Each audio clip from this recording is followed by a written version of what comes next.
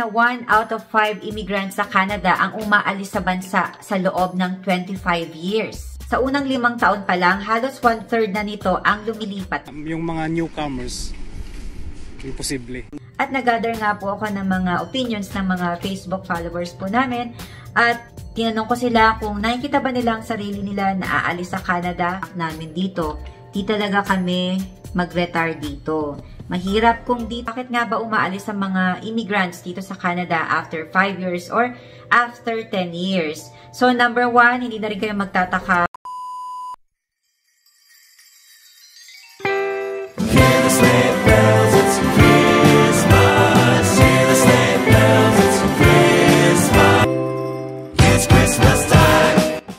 Merry Christmas guys!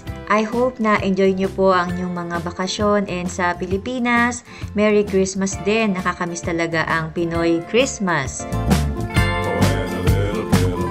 Alam nyo ba guys na 1 out of 5 immigrants sa Canada ang umaalis sa bansa sa loob ng 25 years? Sa unang 5 taon pa lang, halos 1/3 na nito ang lumilipat na. Kumbaga nakaugat na, okay lang sa atin. Medyo kaya pa natin. Pero yung mga newcomers, imposible. 20 taon nang naninirahan sa Canada si Erwin. Hindi man pirmi sa desisyon ngayon. Minsan, naiisip daw niyang mag-early retirement sa Pilipinas dahil sa mga hamong mas ramdam na ngayon sa Canada. Cost of living, yeah, napakataas. Tapos yung rate naman ng salary hindi tumataas. In the Philippines siguro, doon at least mura kung may pension ka. Sapat na siguro. Kung pinag-iisipan pa lamang ito ngayon ni Erwin, isa sa bawat 5 immigrants sa Canada naman ang pinipili ng mga ibang bansa o umuwi sa bansang sinilang. Ayon sa report mula sa Institute for Canadian Citizenship at Conference Board of Canada na tumingin sa data hanggang 2020, napansin nila na pataas ng pataas ang bilang ng mga immigrants na umaalis sa Canada sa nakalipas na 30 years. Karamihan sa umalis ay ang mga economic immigrants. Ito yung mga group of people na dumating sa Canada dahil sa kanilang work experience. At sa kabilang banda, ang mga refugees ang pinakabihira na umaalis. May iba na bumabalik sa kanilang home country at meron naman ding iba na lumilipat sa ibang bansa. And ayon sa report ay maraming dahilan kung bakit umaalis ang mga tao dito sa Canada. Isa na dito yung affordability crisis and alam naman natin ang cost of living ngayon ay talagang ibang-iba na kumpara talaga dati. At sinabi nga rin sa report na mas mataas ang tsansa na umalis ang mga francophone speakers kumpara sa mga English speakers. Mga big cities katulad ng Vancouver, Montreal, Toronto ay yung may mga pinakamataas ang rate na umaalis or inaalisan ng mga immigrants. At mas nananatili ang mga immigrants sa mga cities or smaller cities katulad ng Calgary, Halifax, Moncton at iba pa. Kaya nasabi nga rin sa isang interview ng taga-Institute for Canadian Citizenship na kailangan ay may mas magandang plano ang government, yung talagang long-term plan, para manatili yung mga immigrants lalo na sa first 5 years. Inado naman ng Immigration Minister na mas marami pa ang pwedeng gawin para panatilihin ang highly skilled immigrants dito sa bansa. Pero idiniing patuloy pa ring nakatatanggap ang Canada ng top talents mula sa ibang bansa. I don't want to deny the mobility of those people because it's a right, but it's also a fact that we tend to attract people that have the skills and capacity and the ability to move. And so, you know, it's something that comes with a bit of a conundrum, but I think it is something that we continuously work to retain. Inanunsyo kamakailan ng federal government ang pagbaba sa bilang ng tatanggaping permanent residents kada taon, matapos ang tila pagtamlay ng suporta ng publiko sa immigration na sinisisi ng marami sa affordability crisis. Pero ayon sa ICC, hindi immigration ang ugat ng problemang ito. They are being driven away. That is not something to celebrate because we have one less renter to compete with. That also means that we have one less carpenter to build the housing, one less trucker to keep commerce going. If we remove 10% of the immigrants from Canada, from a hospital, for example, we'd remove 10% from the waiting room and 35% from the staff room, and I'd invite Canadians to do the math on which option is beneficial for our future. At nag-gather nga po ako ng mga opinions ng mga Facebook followers po namin. At tinanong ko sila kung nakikita ba nila ang sarili nila na aalis sa Canada within 5 years or after 5 years or after 10 years dito sa Canada. At yung unang nag-share nga ng kanyang experience or opinion patungkol nga sa ating tanong, 3 years na sila sa Canada and sabi niya, we are planning to go back in the Philippines on our retirement but probably on our late 50s or 60s just to visit Philippines, and we will definitely go back during summer time in Canada.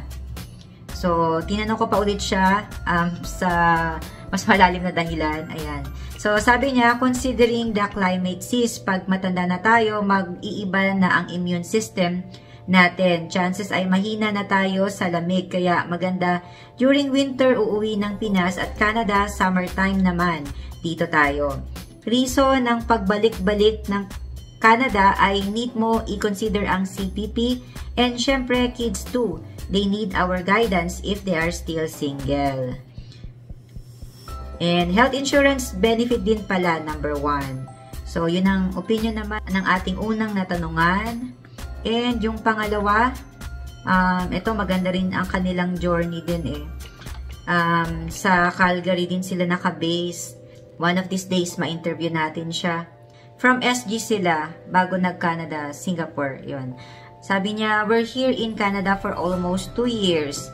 We prefer to stay for good here in Canada. Tapos sinabi niya rin dito, sa life and career namin here, we can say Canada ay second home na po namin. And no plan to move ng ibang country or umuwi ng Pinas. We have our home na rin po kasi so wala na atrasan. At ang ating pangalawa na nag-share, ang sabi niya, 2 years na po kami dito sa Canada. December 2022, kami dumating dito. If speaking of aalis for good, uuwi talaga kami sa atin until such time na maka-establish ang mga anak namin dito. Di talaga kami mag-retire dito. Mahirap kung dito tayo mag-retire. Nakaka-depress malayo sa family, sa pamilya. But of course, through God's plan. Salamat po. So, yun. So far naman sila, retirement days ang kanilang nilook forward na kung aalis man ng Canada, ayun, pagka retirement days na. And may isa lang tayo, sila yung taga Calgary na so far for good ang kanilang nakikita na pagstay dito sa Canada. At nag-gather nga ako ng 5 reasons bakit nga ba umaalis ang mga immigrants dito sa Canada after 5 years or after 10 years. So number 1, hindi na rin kayo magtataka, high cost of living. Talagang lahat ay relate dito. At sinabi nga ng na-interview kanina na tumataas ang cost of living pero yung sweldo hindi naman tumataas. Although nitong nakarang nagkaroon tayo ng increase sa ibang mga provinces pero not all. So dito po sa Calgary or Alberta, since nung inaaral namin siya, 15 na po talaga noon, way back 2018.